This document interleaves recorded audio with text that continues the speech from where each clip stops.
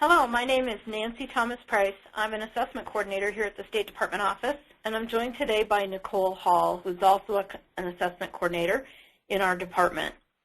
This pre-webinar recording is being provided to educators who are registered to participate in the Idaho Council of Teachers of Mathematics hosted webinar, Implications for Instruction, Connecting the Idaho Content Standards in Math and the Smarter Balanced Assessment, which will take place on November 16th from 11 a.m. to 1 p.m.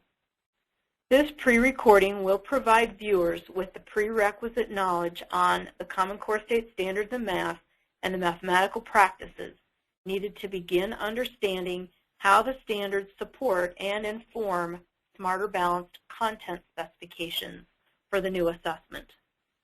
During the live webinar, we will be discussing the content specifications in depth. While this may be new and somewhat technical information, the feeling is that it is necessary to understand the big picture of the assessment system that will reflect the content standards in order to understand how instruction in the classroom can be informed by this content. The Idaho Content Standards and Assessments are all about what happens in the classroom. This information is intended to engage teachers with the content.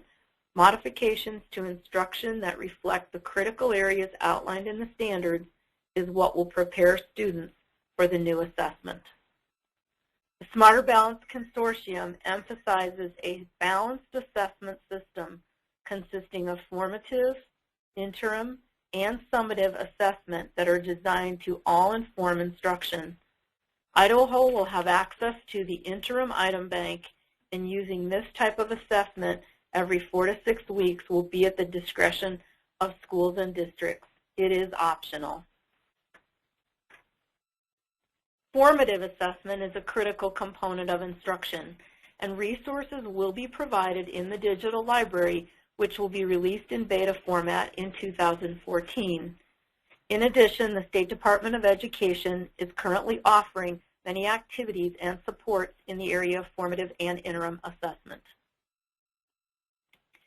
The consortium theory of action for assessment systems calls for full integration of the learning and assessment systems, leading to more informed decision-making and higher quality instruction, and ultimately to increased numbers of students who are well prepared for college and careers. Let's take a look at today's learning targets for our session. Understand the structure of the Common Core State Standards in Math. Understand the difference between the mathematical practices and the content standards. Understand how to engage students with the content standards and the mathematical practices. And the success criteria will be to demonstrate understanding of these terms and references during activities that will take place in the live webinar. There are several documents that we will be using today and throughout the subsequent sessions. One of those documents is the Idaho Core Standards in Mathematics documents. Those can be found in many places, but also on our website. The link is provided. The Smarter Balanced Assessment Systems Content Math Specifications document, which is noted that it is still in draft form, and the Item Specifications documents. Those can be found on the Smarter Balanced website at the link given. Familiarity with these documents is essential for understanding the material that will be presented. Please have these documents readily at hand as you participate in this recording and the webinar on Saturday, November 16th. I'm going to now turn it over to Nicole, who is going to review the content standards and mathematical practices.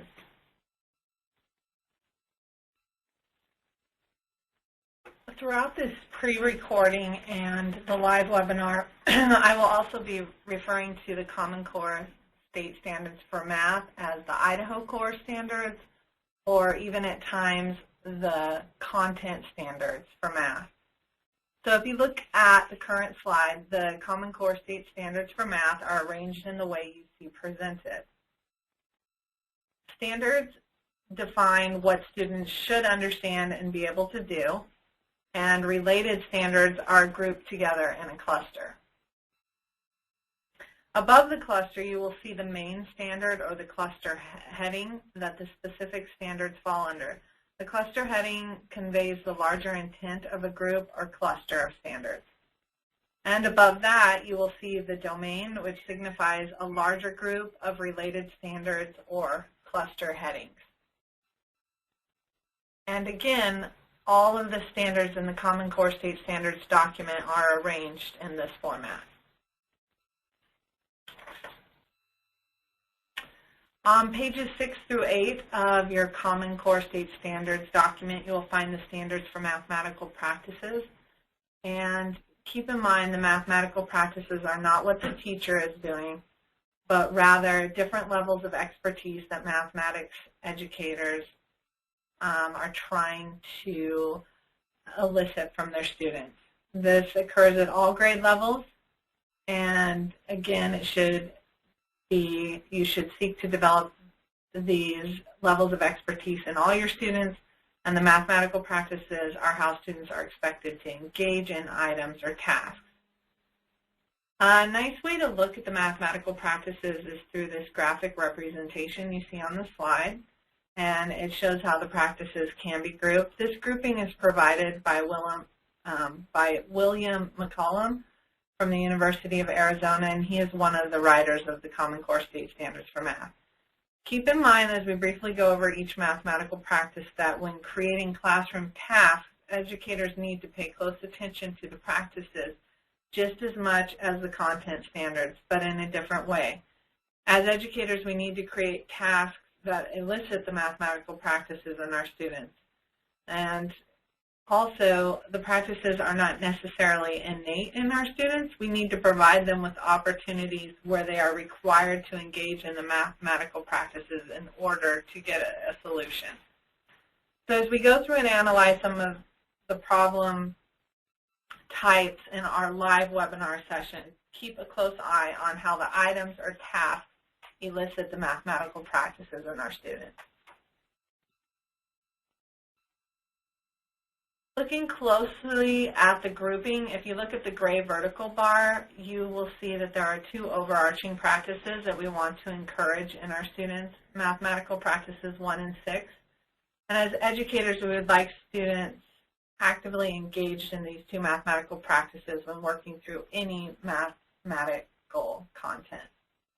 Mathematical practice number 1 is make sense of problem solving and persevere in solving them. If a student is displaying the actions that go along with this practice, he or she would stop and explain to self problems, meaning they'd look for entry points into the solution for the problem, and they would plan a solution pathway. And also they would possibly adjust that pathway to get a solution, and even possibly adjust more than once. In mathematical practice 6, it is attend to precision, and this is not only with numerical answers, but also precision in communicating about mathematical reasoning. So when students are attending to precision, students need the ability to decide the level of precision that is necessary for any given task. And this could be high precision when giving a presentation, or maybe low precision during exploration.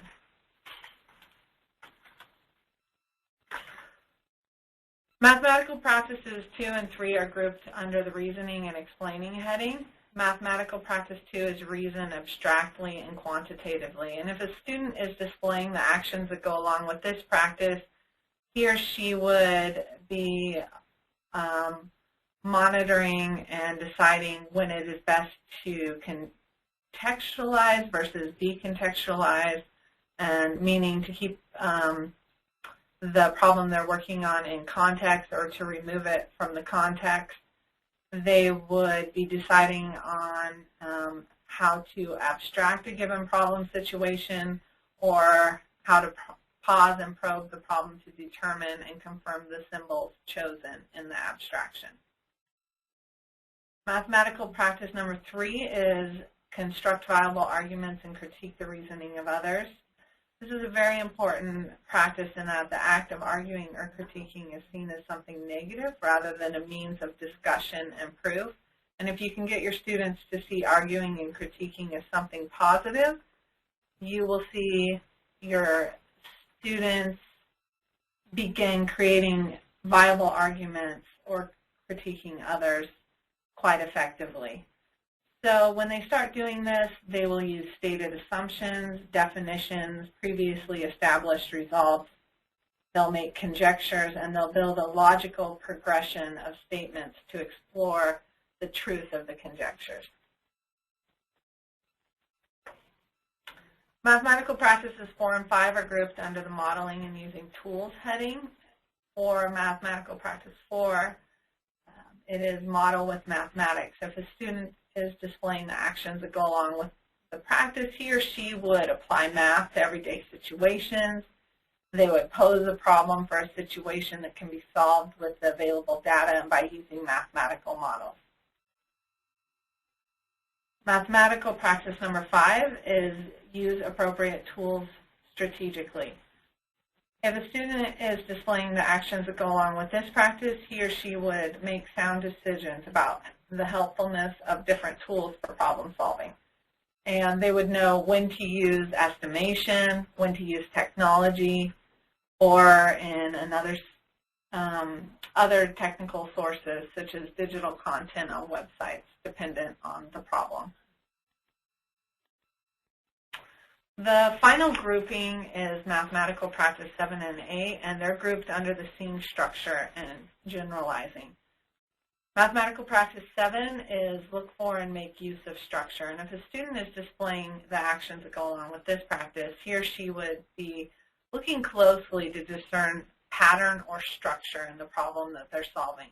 And this might be patterns in quantity and relationships among quantities. And what it requires students to do is to shift their perspective on a problem situation or a mathematical representation to see that pattern.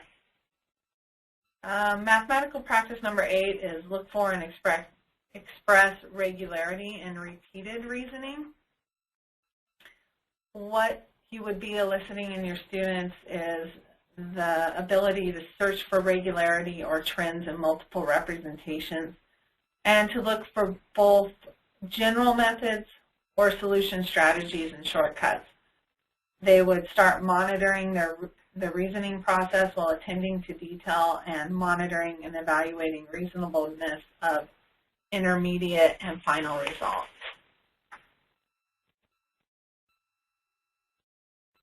So keep this information in mind that we just reviewed, and we will go into a brief explanation of the content specifications that we will go more in depth in on November 16th.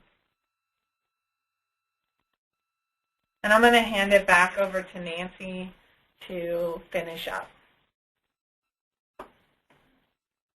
We're now using information from the Smarter Balance Content Specifications document, which you can find on their website. We also have made printed copies of this available on our website as materials that we use from the webinar.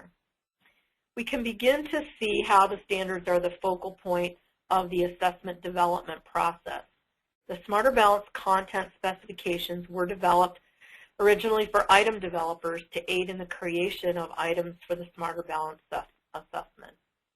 On the current slide, you'll see a graphic representation of how Claim 1 in the Smarter Balance Content Specifications was derived from the standards. The standards are the starting point, which the assessment targets in the content specifications are derived. For math, the assessment targets are the same as cluster headings, and you will see that in the Idaho Core Standards for Mathematics, the Common Core State Standards. The assessment targets are then grouped into content categories, which are the domains in the Idaho Core Standards for Math. And then the content categories are further grouped into content claims. whereas the content standards are the focal point for Claim 1. Claims 2, 3, and 4 are derived more from the mathematical practices. Answers to questions that are not addressed throughout the live webinar will be answered during a Q&A session at the end of the webinar on the 16th. So your next steps then will be to become more familiar with the content in all of the documents previewed in this pre-recording.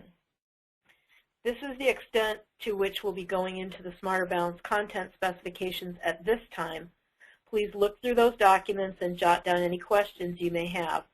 This will help familiarize you with the document and thus prepare you for the webinar on November 16th.